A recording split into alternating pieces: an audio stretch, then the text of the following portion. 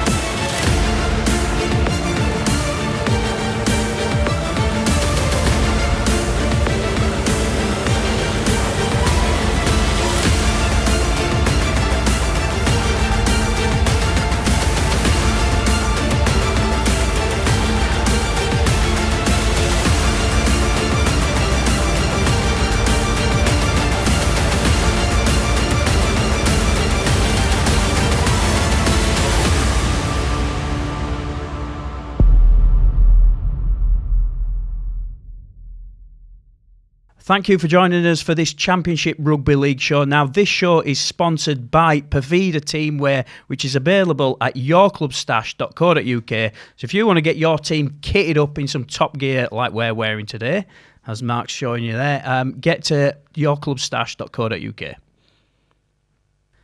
Right, Mark, what an interesting championship season we've had. There's a lot on the line at the minute for a lot of teams that are vying for a Super League position. However, we'll forget about that for a minute. I think we'll just concentrate on what a great championship season we've had. Give me your review, really, of the championship season this year. Well, how long have we got? I mean, it's just had everything. I think this has probably been the most exciting championship season I've ever known. Because there's been that many teams that are just trying so hard to get up into Super League. You got the ones who are trying to get into the top six. You got those who are trying to avoid the relegation, which we're not having now. Yeah, it's just had everything in it. I think you've had teams that have outperformed where we thought they'd perform. Teams that haven't performed. It's just been amazing. There's been quite a bit of jeopardy in this season. Or there certainly was at the start of the year. There was a lot to play for. I know that as the season's gone on, the rules have changed and whatnot. But yeah, there's certainly, I'd say there's 6 or 7 teams at this point who looking to win the championship. Well, it wouldn't be rugby league, would it, unless there was a lot of jeopardy and teams didn't know where they were going to be. Like I said, we've got the teams who are fighting to get into Super League, and it's not just the 1 or 2 like you would normally have in a promotion season, 1 or 2 fighting it out. You've got there's 5 or 6 teams, and then there's the others that didn't quite make the playoffs. But those that didn't make the playoffs, they've still got a chance of being in Super League next year. So there's still a lot more drama to come, I reckon. Do you think fans of all teams will have enjoyed this season? Parts of it. I mean, we'll look at some clubs who maybe will look at this as a season that they'd rather forget. But there's definitely been some times where they've thought, yeah, we're going to be on our uppers now. We're going to be going for this. But it's for some teams it's been a bit more difficult. But now they've removed the relegation down into League One. I think that's given some clubs a bit of breathing space, and they've been allowed to plan a little bit for next season if they're not going to plan to be in Super League. Yeah. So what we're going to do, we're going to dive into the championship table. We're going to have a look through the championship table, and then we're going to work our way up from the bottom team to the 7th team, the teams that haven't made the playoffs, give them a little bit of a review, and then we're going to look at the playoffs that are to come. So I think that's how we'll start. And Mark, obviously, you give us your tips at the start of the season. Yeah. We're going to review how you did against how the league tables finished up. And actually, looking at it, you've done pretty well. So looking at how the championship table finished, then we'll start at the bottom. Hunslet in 13th, Batley in 12th, Sheffield, and then London in 10th. 9th was Barrow, Doncaster 8th, Widnes 7th, Featherstone in 6th, and then you've got Halifax 5th, Oldham 4th, Bradford Toulouse, and then obviously York topped the table. So how did you go at the start of the year?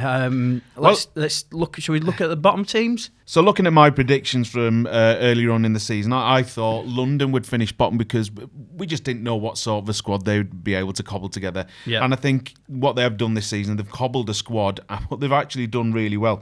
They've achieved better than I thought they would, although they're still finishing the bottom four. But they've been the stronger. They've been stronger as the season's gone on.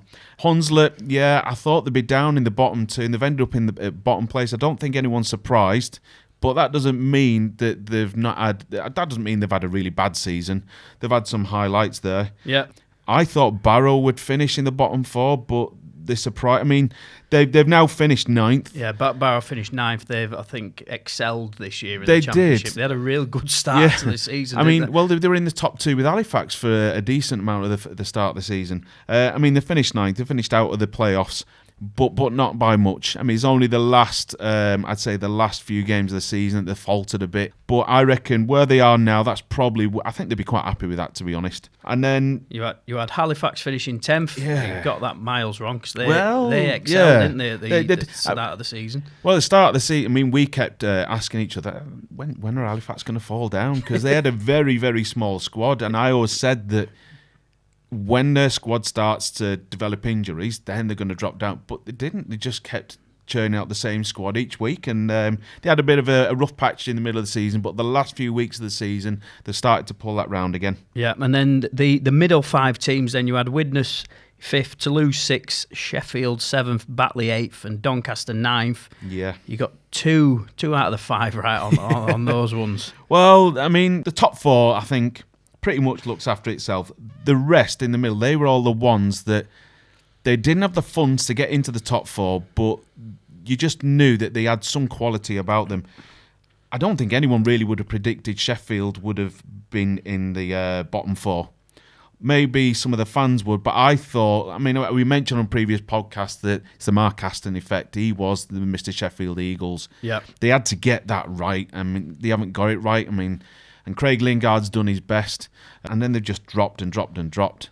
That was a big surprise for me. Sheffield ended up in 4th. You had Toulouse finishing 6th. They actually finished in 2nd. So, yeah, well, Toulouse have had a great season. Yeah, they have. I mean, we said in one of our early podcasts that we just didn't really know enough about Toulouse. I mean, that they lost some players, and how much were they going to invest in the squad? Were they really serious? I mean, are they going to be going for Super League? We just didn't know enough about them. But Toulouse, they are what they are. They're a team that everyone has to go and visit, and that takes it out of teams. But they're a really, really strong team. And then the top 4, you got 3 out of the 4 right, so you had a good bash at the top 4. You weren't far off. You had Bradford finishing top, Featherstone 2nd, York 3rd, and Oldham 4th with your original predictions. Yeah. So you weren't far off. No. Just teams weren't in the right order. That's it. I mean, in terms of who would finish the top 4, I thought Bradford and Featherstone and York and Oldham, because they've got the biggest spend on their squads. But you've got... so York have finished in the top 4. Toulouse, they've crept into the top 4 because, again, they've proved actually that they are who they are. They're a strong squad. Yeah. Then you've got Bradford and Oldham. They are the big spenders. But then who's dropped out of that with Featherstone? Featherstone had really rough start to the season, really rough. And then they got rid of the coach, James Ford. Yeah. And then Paul Cook, it took his time to put his mantle on it, put a grip on it. But then they've come through in the end. Yeah, so we'll...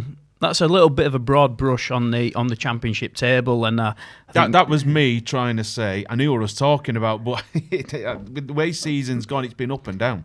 Doesn't that tell you one thing though about the championship? That's the best thing about the championship, because it is hard to predict who's going to finish where, and yeah. It's a lot harder to predict the championship table at the start of the year than it is a Super League table. Yeah, I mean, well, looking at the table now, a lot of it has fallen into place where we thought they might have fallen into, but it's just been so much that has happened over the season with signings coming and going, and again, chairman splashing the cash because they know where they need to be at the end of the year. So, yeah, it's been an amazing season. Yeah, LED boards purchased at some clubs. Yeah, gantries. The TV screens. Massive TV screens. There's all sorts of getting it. Right, so I think we'll start with Hunslet, who finished bottom of the table. We kind of predicted that at the start of the year, didn't we?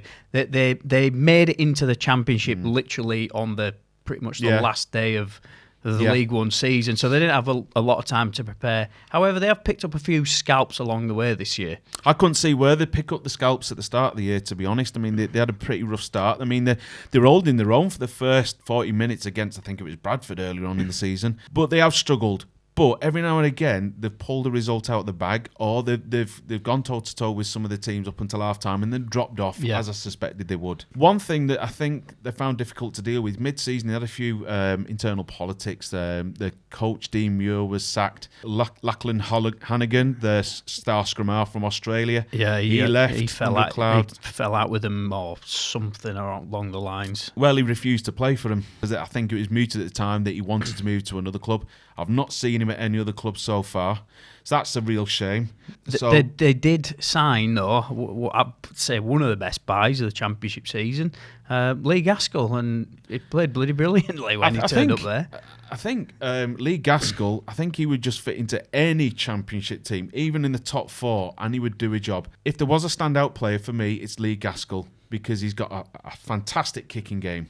He'll just pull something out of the bag. His passing game, his cut-out passing, is just fantastic. And I've got written down that he's 34. He's still got a few years left in him in the Championship. He could definitely do a job next season for any team.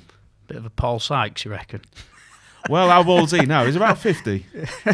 God knows now, mate. I don't know. He's been going around a fair amount of time. So, Hunslet then, what do you think? What we expected from Hunslet? How would you rate the season out of 10? Out of 10, I would say Hunslet, I don't know, they've been up and down in terms of the performances. Maybe Hunslet fans would probably just disagree. I think they'd be fairly happy because it is what it is. I mean, they're going to be starting behind the 8 ball in terms of recruitment, and the recruitment that they've got, it's not going to challenge for that top 6. So I think all the Hunslet fans would have known they were going to be fighting down in the bottom 4. Yeah, I suppose first season back in the Championship, they know what to expect now. Yeah. Going to be a load of League One teams entering next year, and well, we don't no idea what structure we're going to have next year. But they'll stand a better chance next year. But Hunslet know now the standard to expect when they're playing against these stronger teams, because there will still be some stronger teams next year. Yeah. So if anything, finishing the bottom 4, knowing that they're not going to get relegated, that's given them a bit of breathing space for next year, I think. Right, move on then. Shall we look at Batley?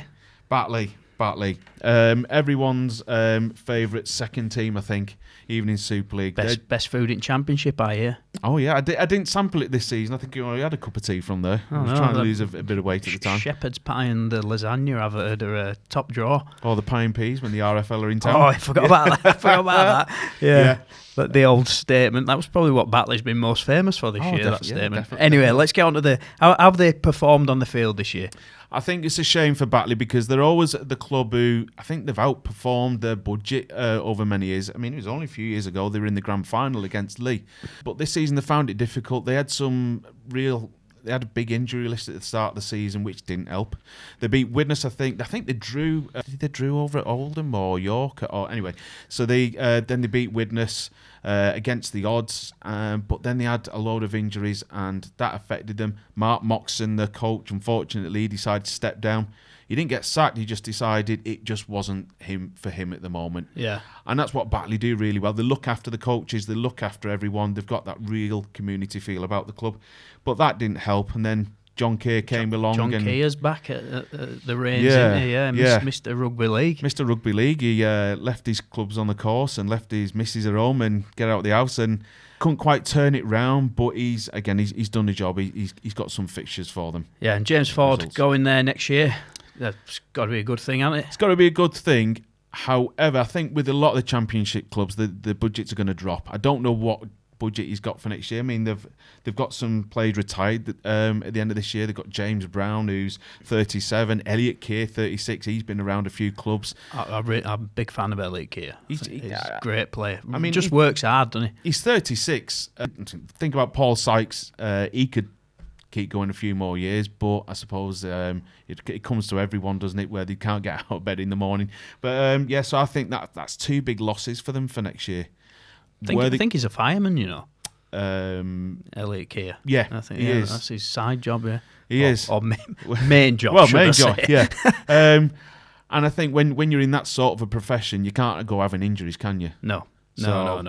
Rating Batley then, how do you think they've done? kind of had Batley as a bit more of a mid-table. I The sort of mid to lower end of middle of the table, I thought. I thought they'd be fighting a bit more for the top 6 this season, but it just hasn't happened. I mean, I think the writing was on the wall when they were struggling with the injuries. Mark Moxon stepped down, and from then on, it's just been. I mean, they've just got to just keep going, just keep going. What they've also had at Batley is because they are very much a community club. They rely on funding from the local community and whatever sponsors they can get. And they've had to buy things such as new floodlights, keep the stadium, it's only small, but it's really, really tidy. They've had to keep maintaining that, and that has a big impact on the budget for their team. They do a good job at Batley, don't they? They're looking after the stadium.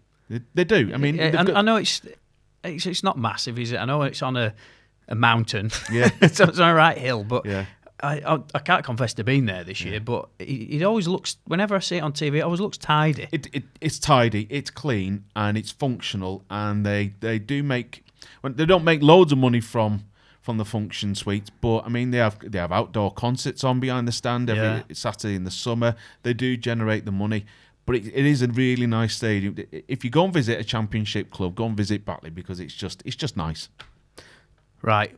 Sheffield Eagles then. Now, the wheels fell off at Sheffield this year. Just a bit. Yeah, what a disastrous season for Sheffield, you've got to say. I mean, if you were to give them a rating, I think the fans would probably give it a rating of 1 out of 10, 1 at a push.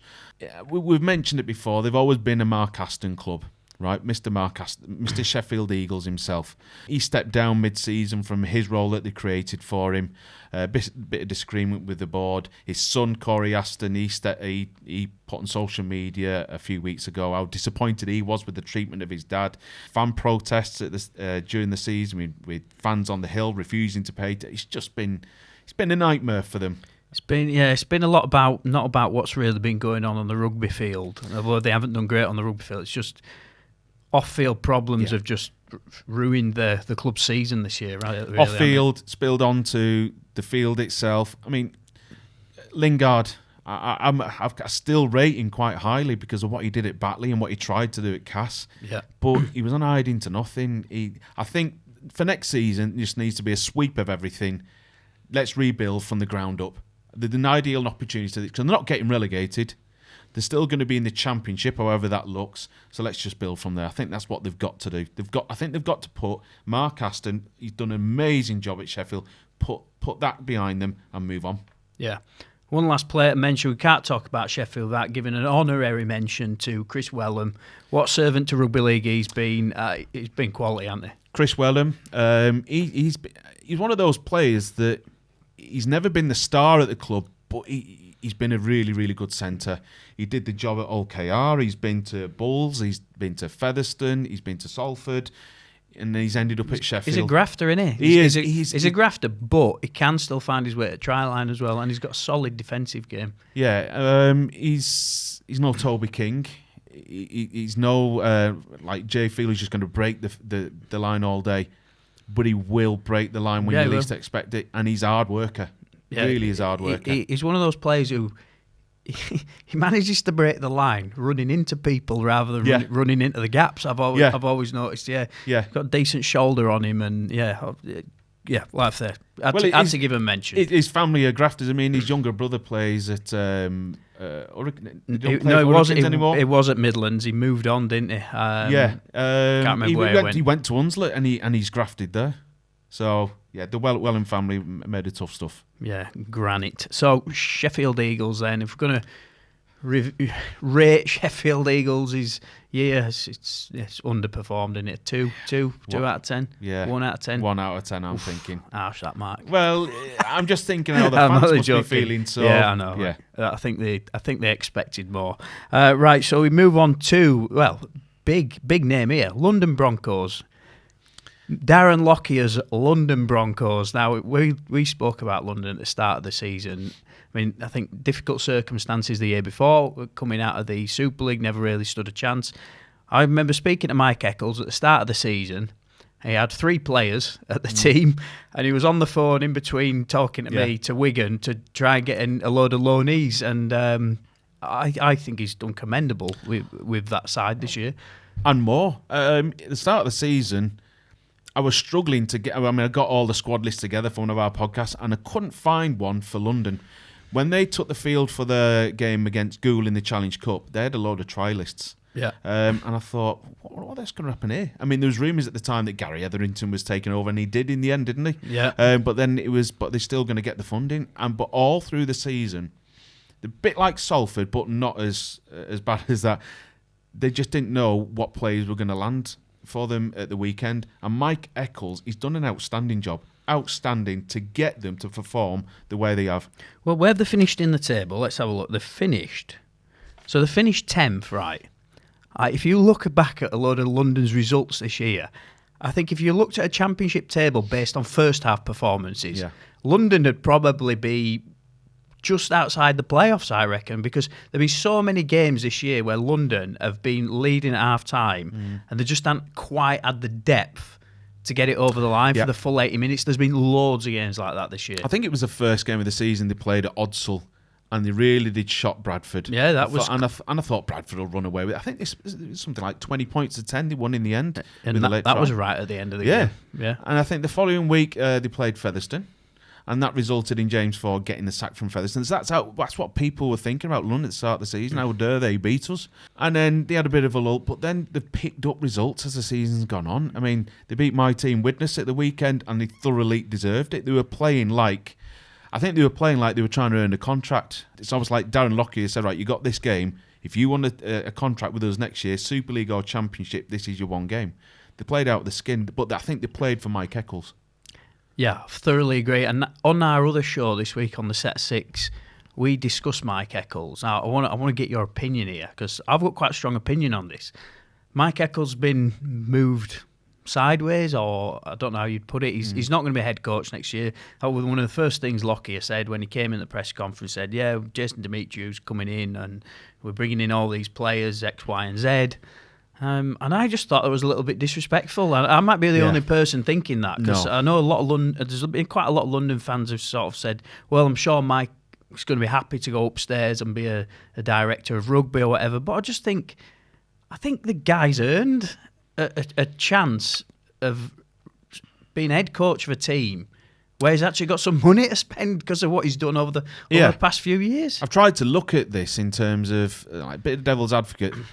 Darren Lockyer he's not come to London to just make sure they just carry along a bit at Plough Lane in London and just do the best. No way, mate. He's coming. Listening to what he said on a few other podcasts, he's coming in to make London massive.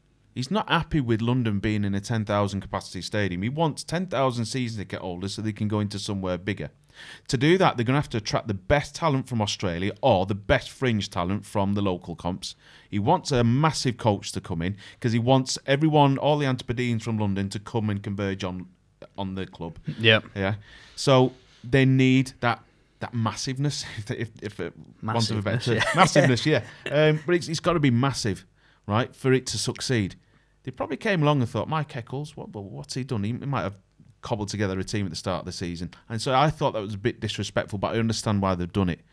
Mike Eccles has also said recently that he's a bit gutted that he's not going to be coach. No, he didn't say gutted, but but he's disappointed. I read between the lines a little bit. Yeah, he's disappointed that he was brought in as coach. He was strength and conditioning coach to start off with. Then he was brought in as coach as like a short-term measure, sort these players out. And he did. He got them into Super League. Not through IMG or anything like that. He got them into Super League because they were a good side. He got a team into Super League nobody even expected to be competing in the playoffs, mate. He's how well he did. Then he was the figurehead at creating this club and coaching and bringing players in. For them to Darren Lockyer come along recently for him to then not be the coach. That's what he was disappointed in. But I think whatever he does, he'll be a success at. I personally don't think he would be a success at another club because, like we were saying with Mark Aston was Mr. Chef. I think Mike Eccles is Mr. London, and the fans know that. They need to do right by him. Yeah, the one thing I hope with London Broncos, we have no idea what division they're going to be in next year. If they build, and it's going to be brilliant to see Lockyer bringing a load of Aussie stars and hopefully raise the profile of the club, but they've got to keep grounded with their roots and with the community players that they've got, because that's what London's done so well. There's so many great players who've actually come through it's not quite an academy at London, but you know what I mean, the community setup that they have, and Mike Eccles has kind of been part of that. And I just hope he stays at the club, and I hope they keep that connection.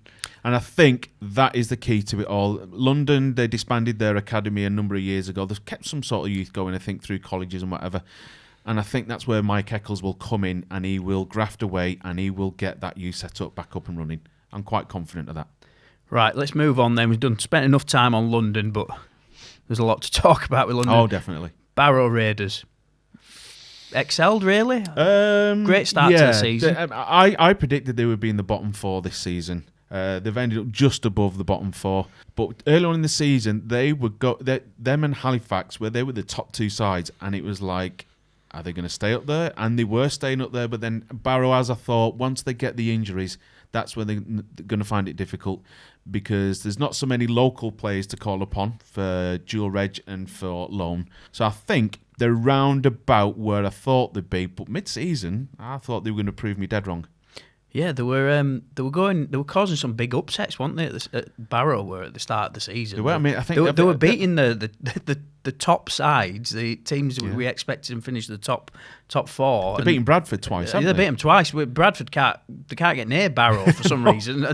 Every time they was like, yeah, we're losing this week. It's they've picked up some bloody brilliant performances this year, and I just hope the fans come back through the gates though, because they're doing bloody great stuff. They are. I mean, they've got the ladies team in Super League. They've not done so well this season, but they're still in Super League. The ladies team. They have got a youth set up, not an academy, but they've got stuff going through the coaches. They've got like a future program going on, so they have got stuff going on at Barrow. But again, it's what matters is the team. But I think they have performed well this season, but it's just the strength of the squad in terms of the size has let them down. But it's good to see that T. Ritson, who's been at St Helens the last few years, he's now committed to playing for them permanently. So it's good to bring the local players back. Yeah, seems to enjoy playing there, doesn't he, really? Yeah. He's off a shovel. Off a shovel, yeah. You can swear on this show, actually. I know you don't usually. Right, let's move on to Doncaster then. Right. Doncaster, important to say, submitted an application for Super League. I find it very hard to see Doncaster going into Super League next year. However, they do have a lot of stuff lined up already. They've got a fantastic ground. I think the fan base is steadily growing. Yeah. On the field, they've been mid-table. Like last year, missed out on the playoffs. This year, missed out on the playoffs. But they are mid-table. They're roughly where I thought they'd be. They've got a squad that I said earlier on in the season, I think they're aging a little bit. They've got 2 people that have retired. You've got Jason Tarley, who was 38, and you've got Ben Johnston, who's 33. But they've still got some decent players. You've got some players who they were Super League, but they're now definitely Championship. Like you've got Paulie, who will last. I hope he's not watching this, but he'll last about 10 minutes and then he's off. But when he's on the field for about 10 minutes, he does damage. No one wants to go near him.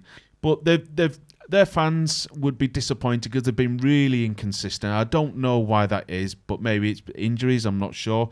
Is it because the squad isn't able to last? I don't know. They're an anomaly, Doncaster. But I think the next step for Doncaster is just to grow the outside club a little bit more, not just the team. Look at the fan base, look at the youth, look at what they're doing in the community. I know they are doing stuff in the community. I think they're going out to prisons as well, I think. All right. From what I was reading. Tangi, I think he does a bit in the community, but they just need to make that a bit more well-known, I think. I heard a bit of a story about a few Doncaster players. I won't mention who they are. Right, okay. I like to throw this little out story. I won't mention the players, but I heard there was a few of the Doncaster players were actually playing rugby union as well on the side. Right, okay. To earn a little bit of side cash, and what, when they're supposed to be injured? No. And so I know somebody who played rugby union against a couple of them who was like turned up for this low level rugby union team and had a few big hitters lining up against him. It was like, what's going on here? And anyway, there was a bit of a fight and there was a few afters and a few other things happened, but that's as much as I'm saying. Right. I don't know much about this team. Sure, you'll better fill me in. Widnes Vikings, your side. Well, I don't know about what's gone on this season. How have they done? Well, I predicted that we would be fighting for the top 6 this year. I mean, obviously, I'm going to predict them to be in the top 6. As the season went on, I thought we're not top 6 Mizzou because there was too many other teams that just had the money. I mean, looking at how the top 6 finished up, you've got York, Toulouse, Bradford, Oldham. They are the spenders. Then you've got Halifax. They're not a spender, but again, I think they've not outperformed themselves, but I think they've surprised a few people. Then you've got Featherstone. Again, they spent a bit of money, but they started quite slow. And then you've got Widnes. I think we are the best of the part-time teams that you can't quite match the spending of the other clubs. Right, yeah.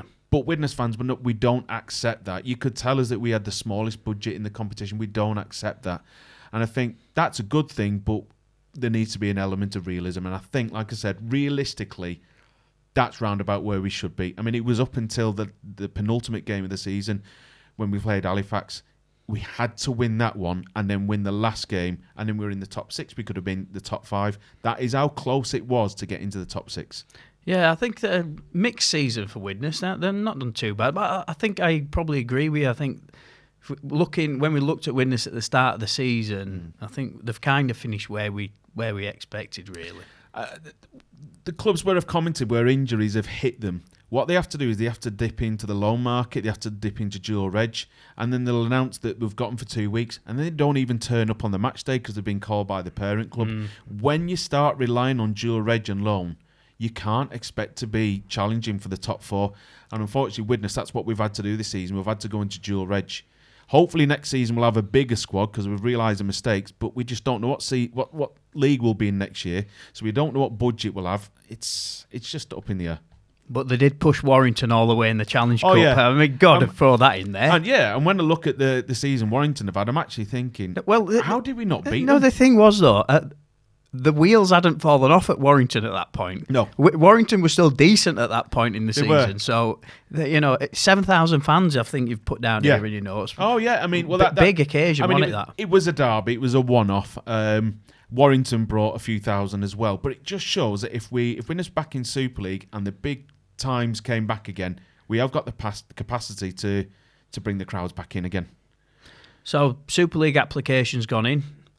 Probably looking unlikely they're going to make it this year. But it does show their intent, doesn't it? It does. You're damned if you do, you're damned if you don't. There's Widnes fans who said, why are we putting this in application? There's no way we're going to get into Super League. But we have to show our ambition, and we have to show that this is where we want to be. So the RFL, look at our application, tell us where we're weak, and this is where we need to improve on for the next few years.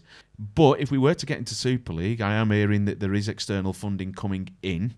I'm not sure if that's dependent on Super League, but our chairman has said we have got the funding. So are we going to be one of these clubs that's slipping under the radar when everyone's expecting Bradford to go up, or Oldham to go up, or York to go up, or Toulouse, or London?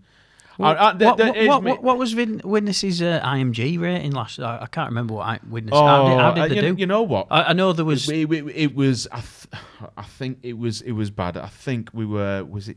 I can't remember, Carl. To be honest, it was further down than I just know anybody it was so expected, embarrassing wasn't it? that I've not really remembered it because it wasn't good at all. I find it hard to believe though, because they do have a lot of stuff in play. Like the stadium's bloody good. So the stadium's good. We've got a good fan base, but did we present it to the RFL in a good enough way? I don't think we did. Chris Hamilton is no longer with us, and he was the man in charge of putting together the IMG application. He's no longer with us. Read into that what you will. And Stuart Murphy, our chairman, as well as Matt Roberts, who came on the podcast about a month or so ago, they've now grabbed it and they've put it all together, and they've put together an application. If they weren't successful on IMG, they put together another application, and I know it's been many sleepless nights putting it together, so they've worked really hard, and so that's what they need to be commended for. Yeah, I hope. I do feel like Widnes are a bit of a sleeping giant.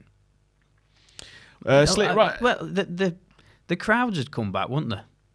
So sleeping giant, as in, I'll go back to it, 1989 World Club champions. First ever official World Club champions. I'm not going back all the way to 1989. I'm thinking well, about last time they were in Super League. Yeah, well, the reason why I'm going back to that is because a lot of fans, our fans, other fans who are my age and above will remember that club led by Doug Lawton, rest his soul, passed away not so long ago. People look back to that and think, Widnes did it then. Why can't they do it now? Well, because it's been 30 odd years since we did it. So Sleeping Giant, we've got the stadium, right? We've got a fan base, but you need everything else in place as well. You need a youth setup, which we're now putting together through Alan Coleman and others at the club. But we need more than that to be a club. About a season and a half ago, we were putting a press release out with a new kit on a piece of laminate flooring. That's when I remember it well, my friend. Oh, God, I do. But we've moved on a lot since then, but you can't build a club in 2 years. No. Right, okay, so that's the teams that didn't quite make the playoffs, Yeah. or nowhere near the playoffs in some cases. So we're going to look at the teams in the playoffs, a little bit of look at the fixtures that have come up this weekend. Yeah. And then obviously we've got Toulouse and York who are already in the next round of the playoffs. Yeah. So the first one to look at then, Bradford versus Featherstone. So let's review Featherstone's season first of all. You originally had them, you thought they were going to finish sort of top two. They haven't quite done that, have they? But they've still had a fairly decent season. Well, they spent quite a bit of time in the bottom two, I think, at the start. They had a horrendous start. Like I said, in James Ford, he was given the sack 2 games into the season. Yeah, I forgot. Featherstone, who just sort of, it got to about mid-season, and then they just started winning, didn't they? And they didn't really look back. Because Paul took over, and I know from some of the interviews he did, he was he really did go for his players. He said, I don't know what they did today in the game, so he would say, and this isn't what we trained for. So it took a while for, I think, for the squad to get used to his style, but then they put in some good results. Suffered a bit through injuries. I mean, recently they not struggled, but they found it difficult because they've now lost their 3 halfbacks. They've lost Ben Reynolds. They've lost, who did they say? They've lost Callum Turner, Hampshire and Rocky Turner. Hampshire. Without your halfbacks, you're going to struggle. So they had Danny Addy at the weekend at halfback, and he's a good ball playing forward, but he's not a halfback. No, not anymore. No, not anymore. I've seen him play there before. Right, talking of Danny Addy, a team he used to play for, Bradford. That's their opponents this week. Yeah. Bradford finished 3rd in the league. Yeah. What do you think to Bradford's overall performance in the division? Well, being from Bradford, Carl, what would you say? Would a Bradford fan be happy with being 3rd at the start of the season, knowing that York and Toulouse were going to be above? No. Would Bradford be happy? I'll give you a straight answer. No, I think they should have finished top 2, and I think although finishing 3rd isn't a terrible season by any stretch, I think they've played well in parts and put in some good performances, but I think top 2 was expectation of that Bradford side this year. Looking at the team they assembled before the start of the season, I think they should have finished top 2. Not necessarily top, but definitely top 2. Well, if we think about what York have done, they had a bit of a rotten start to the season. Yeah. But then have they lost? Have they won like 18 games on the bounce? That is what you expect from a squad like Bradford, where there's just been heavy investment at the start and constant investment during the season. Now, is it because during the season they keep investing in players that they've not been able to string together enough performances to warrant being in the top 2 or even first? Yeah. I think, as you said at the start of the year, there's a lot of players to try and keep happy there. And I think some players had a few games, didn't quite perform, and before you knew it, they were out on loan. And it's been a fairly settled side, though. But I do think that whenever they've come up against Toulouse and York, they're in the game. They've come undone. But you can see that those 2 teams are a slight level above them at the minute. Yeah, listening to Brian Noble after the game at the weekend, who they played against Featherstone and beat Featherstone at the weekend, who they're going to play this Friday in the playoffs. I don't think he knows what his strongest side is, because he was asked about, you've only just beaten Featherstone. And he said, yeah, we pulled through at the end. And he says, so I've got to look at the videos, got to look at training and see who deserves a place. I think at this time of the season, your team should be settled. This is the team. This is going to take us through the playoffs, because they've got to get used to each other. Yeah, and of course, Brian Noble won't be head coach next year.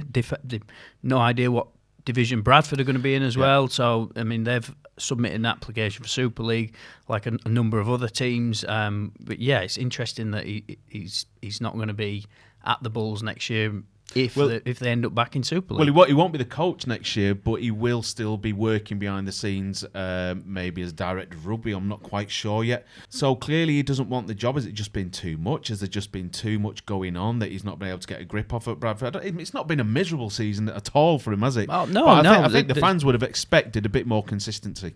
No, I think there's been a lot of good at Bradford this year, and I would have liked the goodness that Bradford have got this year, to be honest, at Widnes. But again, they've invested all this money because they know they want to be in Super League, and they want to be in Super League because they're getting that IMG point for finishing top and winning the playoffs. Yeah, one thing I will say about Bradford, nothing to do with what's going on the field, turned a profit again, so that is a bonus.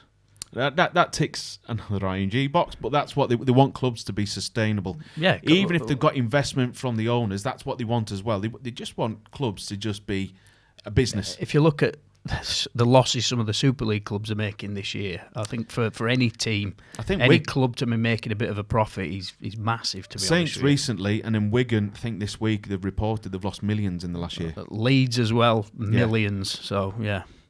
Anyway, right, so let's look at the game. Bradford v Featherstone. We can do predictions on this week. So, Bradford got the job done last week, which is always dangerous when you're playing a team the week after. Yeah. It's like you always sort of say, I'd rather just win in the playoffs than the league game. How do you see it going, though? Paul Cook changed in his after-match interview, I noticed this week. He was so positive about his players. Because I suppose the last thing he wants to do is run his players down, because they've just, in effect, they've got one more game left, and if they get through that, they've got another game. They've got to keep positive. So I think Featherstone will do all right, but I just can't see any way past the Bulls winning this one. With the quality that they've got and the fact that Featherstone, they've got 3 half-backs either injured or suspended, and there's a quick turnaround from Sunday to Friday. So I think Bradford, with their full-time squad, they'll pull through. I don't think they have got a full-time squad. Well, they've got enough full-time players, surely. I don't think they've got any full-time players. They have. Oh, they might have a few. Anyway, they've got Australians and we're going off the ball, right? Okay. So you're going for a Bradford win. I think Bradford will win. Let's move on to the next playoff fixture. So the next one is Halifax. Yeah. Do you know what? I still keep going to say Halifax Blue Sox. It just won't go out of my head. I don't know. Why. It's like the Lee Leopards thing, isn't it? It's just going to stick in your head, this Leopards, because of how daft it was at the start. And the Blue Sox, how daft it was. People just still remember it. Yeah, anyway, the Halifax Panthers versus the Oldham Rougheads. Halifax, they've had a good season, right? Yeah, they have. I mean, they were top of the league for a long time. I think it was until Easter, until they played Bradford Bulls, that then they started to drop a bit. But They've come back. Halifax have in recent matches. They've been real danger of slipping out of the top 6 completely. Oldham have beaten Halifax in both games this season. That doesn't mean that they'll do it this coming week. But Oldham have had the benefit of a bye weekend. They didn't play last weekend, but Halifax did. They had to keep pumping in the result against Doncaster, which was in jeopardy until about half-time. Oldham's squad, quality throughout, but like Bradford, it's changed throughout the season because of injury, because of bringing in new players. They've got a star-studded squad, but do they know what their best team is? Yeah, they don't quite use as many players as Salford. But they used a hell of a lot, haven't they? Looking at the numbers on the back of some of the players, they've had a lot of play. I mean, some of the players that they've released, their squad number has been given to a new player. So I know Ryan Lannon, I think he's come in as the number 13. But they've had so many new players. I'm not convinced that that's going to help them in the playoffs. Whereas Halifax, they've tried to keep the same squad together, and they have in large parts. And in terms of predictions, I think Halifax, personally, I think they'll just pip Oldham on this one. Yeah. Right. Even though Oldham have been the big spenders, I just think Halifax will pull through because they surprised me all the way through the season. That is a bold statement, Mark, to make. That is. I'm backing Oldham, I think. I don't know.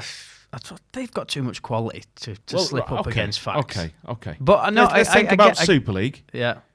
Didn't Warrington have too much quality for Salford? Well, I know that's sort of a different story, but I know you're a Widnes fan. I know you want to pick on Warrington, but that's going a step too far in it. Yeah, no, I completely And I'll reiterate what I said at the start of the show. This is why the Championship is so bloody good, because you just don't know, do you? Do not take any club, any team for granted in the Championship, because you will come unstuck really, really quickly. Right, last thing, Oldham then submitted a application to Super League. What do you think of Oldham's chances of getting the nudge up into the big time? It depends how much money talks. Because if those judging the applications... when you're talking about money, are you talking about like backhanders? Brown envelopes. Are you talking about actual club finances? Well, I'm not going to joke about it because I don't want to get anyone to get into trouble. But Oldham, they've got a backer. He said, I'm going to back them. He said really early on, he says, I'm all right to go without the funding. This was before they were going to announce they're going to go to 14 teams. He says, I will back us for the first few years without Super League funding. It's all about how much money do the people judging the applications, how much money they're expecting the clubs to put up. And is that going to outweigh everything else? And if it does, Oldham have got a strong chance. But if they're still, they are still looking at IMG rankings. Yeah, I think that's the thing with Oldham for me, is that I think they've got the money. And clearly have got money behind them, because we know how they've been spending. I think the ground is fantastic. I think it's great that they're back at Boundary Park. So there's a lot of things lining up. They've got a great squad of players. It's not Super League ready yet, but it's not a million miles off, is it? No, it's not. It's the other bits that go with Oldham. Are the crowds quite big enough yet? Have they got the infrastructure with the academy right? And it's those bits I'm not quite sure of at the moment. And that's it, because if they did get into Super League, they're going to have to still keep investing money into their first team squad. But then the rest of the club need investing in. And that is where the likes of Bradford will be better than Oldham. The likes of York will be better than Oldham. The likes of London will be better than Oldham because they've got experience of Super League. They have still got a community thing going on. Oldham fans will probably look at this and say, well, we've got all this going on. But it's just not visible enough at the moment. And I think they'd still need another 2 or 3 years to be worthy. It feels to me that this come in a year or two early for Oldham. I think so. But I certainly love what they're doing, and they're going in the right direction. All credit.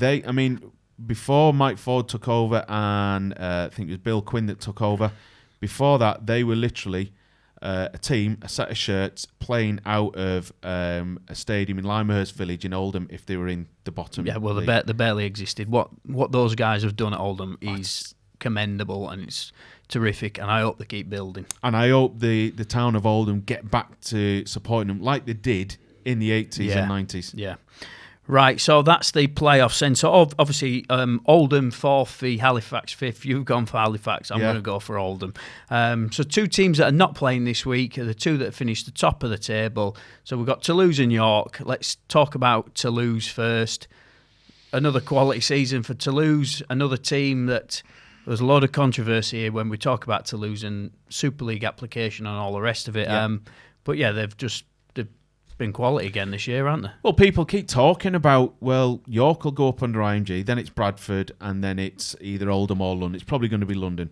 What about Toulouse? If Toulouse win the grand final, they'll get IMG points for that. Let's say if they get into grand final, they'll get IMG points for that. Who knows what else they're going to get IMG points for? They finished, did they finish 13th in the rankings table? So yeah, they weren't far off, were they? They weren't far off Salford. But what's holding Toulouse back is that people are asking about the involvement of French Rugby League in Super League anyway, like with Catalans. But if they win the grand final and they perform well in the other IMG stuff, they've got every right to be in Super League next year. 100%, mate. And they've invested in a full-time squad. They've got. Where are they playing at the minute? I was just about to say they've got a great ground, and then the last couple of games have been played at a different ground. I'm not quite sure what's going on there. No, so I don't know the ins and outs, but they don't play at the same stadium all the way through the year. I think it's a case of, I think they share it with the rugby union club, so maybe they have to have some reseeding going on, like what Oldham have to do at Boundary Park, just like Halifax have had to do at the Shea. They've had to vacate the stadium. Is that something that Super League need to be aware of? Because I know there's the primacy of tenure. You've got to be the main club at the stadium. That might hold Oldham back. It might hold Toulouse back. I'm not sure. Yeah, because I saw the footage from last week's game for Toulouse. I was like, oh my God, the stadium was nothing like what we expect to see Toulouse playing them. So maybe that's going to go against them. But in terms of their squad this year, obviously it's good enough to be top 2. Yeah, and I'll confess I don't know loads about the Toulouse squad because there's a fair amount of players in there. I just don't know that much about them, but they're clearly not far off Super League, are they? They lost a few forwards last season, but they've got some real flyers in the backs. I think it's Mark Hon that's doing really well in the try-scoring charts. Ollie Ashall-Bott, a former Widnes player, Widnes lad, he could still do a job in Super League, definitely. Right, and then top of the shop, what a season. 1895 Cup winners, League Leaders Shield. The chairman even came on the Rugby League Outsiders show, and he was one of the best guests of the year. York absolutely smashed the season this year. They deserve everything they get, don't they? Absolutely. The start of the season, I thought, is this going to be another hard season for York, where they're only going to start winning like mid-season? Took them a few games, but then after that, they settled down and they've won like 18 on the bounce in the league. They've won the 1895 Cup. And I was thinking the other day, I actually believe, not in terms of squad, but in terms of performance and I think they're stronger than what Wakefield were last season. Yeah, I think I probably agree with that. Do you know what? I'd love to see York playing a couple of Super League teams right at this moment in time, just to see how they'd line up. I mean, they did a decent job against Hull KR at the start of the season, and Hull KR arguably the best team in Super League this year. So I think that squad's already could compete with the likes of Huddersfield, Warrington, Salford, definitely, Castleford. I think they're already around that sort of standard already. Definitely, and we know with having Clint on the programme a few months ago, he's already got plans for next year. I mean, there's Vaughan who's signed. There's rumours this week that Dufty will sign. John Bennison, who Widnes have had on loan until the end of the season from St Helens. He's been fantastic. He's a top prospect, apparently. Yeah, he's definitely top championship player going into Super League. I mean, he had, I think he had the number 2 shirt last season at St Helens, but with Kyle Felt, less we say about in the better diving fell. Mate, we absolutely dived into that on the Set of Six show. So if you want to watch our Set of Six show at the minute to get our reaction to Kyle Felt's dive, check it out on the channel. Is it the comedy from that just took the heat off the RFL, didn't it? just for that week. John Bennison, he's rumoured to be going to York as well. So they've probably got some other signings that they've just not announced, because they were going to go full time regardless. So I think everything is pointing in the right direction for York. Right, that's it then. That's a championship roundup. We've done every single team. Yep. Mark, I think with the part of the season we're at now, we've got to come back and in another week or two and see where we're at for the rest of the playoffs. Are you up for coming back? Oh, definitely. I mean, we've talked about the drama of what we've had this season, but it just doesn't end in the championship. There's still more to come, and then there's, I'm going to say, fallout of what's to come after that, because there's only a few teams that can get in Super League this year from the championship, and then what's going to be left of next season, don't know. No, right. Last thing, then we'll just have a little bit of a talk about this before we wrap up the show. Championship next year expanding to, I've forgotten how many teams it is, however many teams that we're going to have in the championship next year. What are your first thoughts about it? I know I've given my thoughts on other shows, but I'm interested to see what you think. Well, we'll probably have about 20 to 22 teams, right? 21 in it, 21 teams, yeah. Well, it depends if any teams decide to drop out. I mean, if Toulouse don't get into Super League, will they just drop out completely? We don't know, and that's what's such a shame about the championship for next year. We don't know what's going to happen. Clubs can only plan for what they think will happen, but we just don't know. But it will still be exciting, because not all of these big hitters with the funds can get into Super League. So you're still going to have some strong teams next year. And then the clubs in the former League One, their season ended a few weeks ago, so they know they're going to be in the championship next year, so they can plan a bit more in advance. So they could actually be stronger than some of the championship clubs this year. I don't like it. I'll be honest with you, I don't like it. I think it's too many teams. I think the Championship was such a good division this year. I think League One is pretty competitive as well nowadays. And I'm talking about League One is like teams from outside the heartlands. Look at North Wales Crusaders this year. I just think they might be diluting the Championship too much next year. 21 teams. And the other thing, we don't know how they're going to split it up or if they're going to split it up. There's definitely going to be loop fixtures next year. There's some of these teams are only going to be playing each other once. Yeah. I've heard down the grapevine that some teams might not play other teams at all. That's madness, isn't it? Madness that we just don't have a clue what's going on for next year. I'm trying to be really positive because the Championship has been in its own right an amazing competition the last few years. Amazing. And it would be such a shame next year if it wasn't the same. But it's going to be like that whilst we understand how everything will get together. Like you, I'm thinking the content might be and the standard might be a bit diluted. I think it'll drop, mate. I think if you look at, let's just say Oldham are still in the Championship next year, and if they end up playing some of the teams down the bottom end of League One, I just don't think that there's going to be a decent competition there. I think the Championship this year was so good because the teams were like the top team to the bottom team. The gulf wasn't that big, but I think next year it's going to be massive. I think we have to get it right next season because if we don't, then that's more for the rugby league to say, well, do we need to keep giving money when it's not succeeding?